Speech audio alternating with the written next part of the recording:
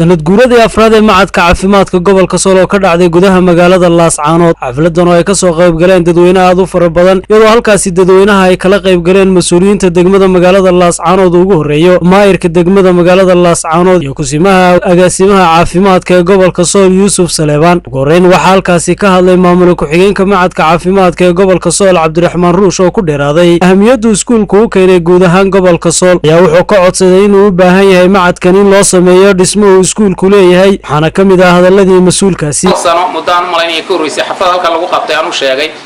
macadka tababarka caafimaadka ee gobolka Sool ummadda ayaa iskale gobolka ayaa iskale sida iskuulaadka kala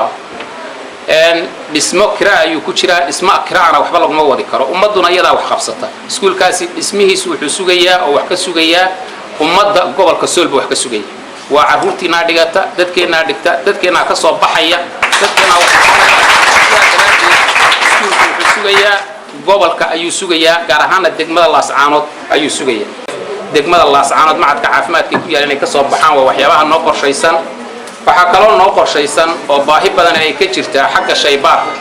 marka inaanu soo saarno dad tayo leh oo kooban oo shaybaaristayaal assistant laboratory la yiraahdo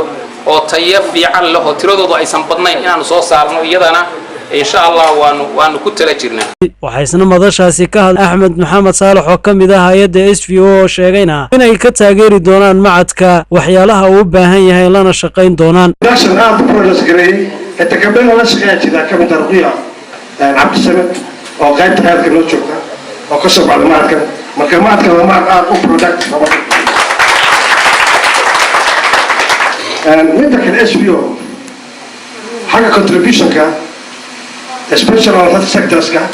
ديار بنو هاي معاملة إنه لو يبان عفيس كا أخلاق هذا قبل صحوي وحن آدي هذا ما نقيا قولنا the founders the 6 founders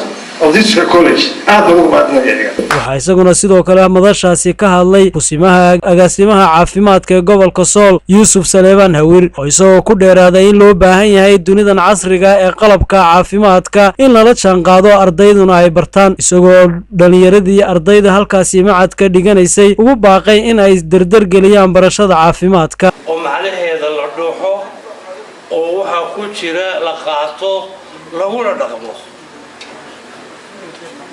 muhiimada way fara badnaayeen laakiin saddex arrimood oo halkan laga soo qaaday saddexduba waa muhiim koow in dugsi la dhiso gobolka loo dhiso dugsi caafimaad oo laga maarmo dugsiga kirada ah oo laga maarmo dugsiga yar ee aan ku filayn ardayda qodobkaasi qodob muhiim weeye waxaanay u taalaa dhammaanteen miyi iyo magaalada dhammaanteen bambaaqidin ku diraya bulsho yahay nabadba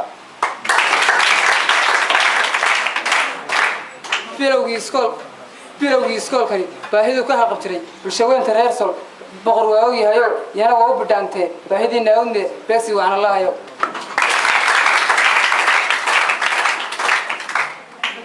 bilisiyo rooliyo bulsho yahay dhammaantiin baahidii naawdne waa idin bishaare beesi waxaan lahayo gabagabadii waxaa kulankaasi ka hadlay maayirka degmada Laascaanood Kayse Maxamed Xaaji Xuseen oo ku dheeraaday in macadka caafimaadka markasta ay degmo ahaan taageeri doonaan dhanka horumarka isagoo ku ballan qaaday macadka caafimaadka ee gobolka Sool inay siin doonaan dhul looga dhiso guri kaasoo uu sheegay maayirku in si dhaqso ay uga howlgeli doonaan isaga iyo mas'uuliyiinta kale ee degmada magaalada Laascaanood macadka caafimaadka bada waa sheegay waxaan war waxay ku fiican yihiin xijaabada quruxda badan iyo runtii markay soo waxaan abar jeclahay oo dad wanaagsan way sharaf leh nimayo waxaan idin sheegay aan dhowr jeer oo wada dardaarmay waxaan idin leeyahay waxbarashadiina wata hadeer labada jeer oo macallin ka hadlay Cabdiraxmaan labada faculty soo baxay saddexda faculty isku jira kii ugu horeeyay 34 xubnood buu ahaa kii ku xigana 16 buu ahaa oo si dhac weyn baa mar halka waxa ka dhaxeeya gaab weyn baa u dhaxeeya